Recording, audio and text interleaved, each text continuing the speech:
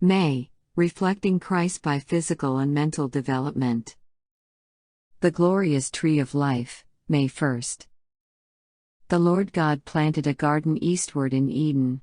And out of the ground made the Lord God to grow every tree that is pleasant to the sight, and good for food, the tree of life also in the midst of the garden, and the tree of knowledge of good and evil.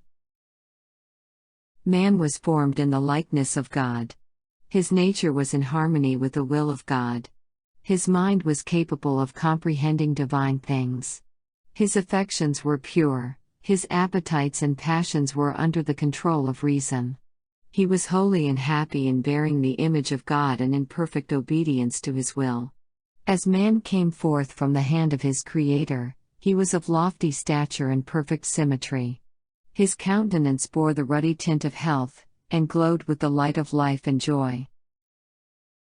Everything that God had made was the perfection of beauty, and nothing seemed wanting that could contribute to the happiness of the holy pair, yet the Creator gave them still another token of His love, by preparing a garden especially for their home. In this garden were trees of every variety, many of them laden with fragrant and delicious fruit. In the midst of the garden stood the tree of life, surpassing in glory all other trees. Its fruit appeared like apples of gold and silver, and had the power to perpetuate life.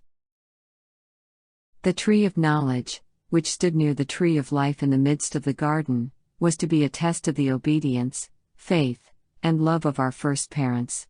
While permitted to eat freely of every other tree, they were forbidden to taste of this, on pain of death. They were visited by angels, and were granted communion with their Maker, with no obscuring veil between.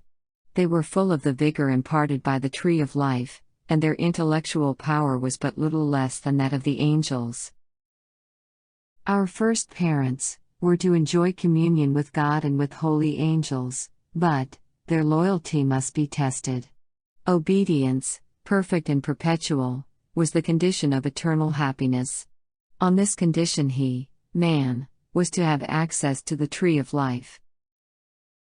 In order to possess an endless existence, man must continue to partake of the tree of life.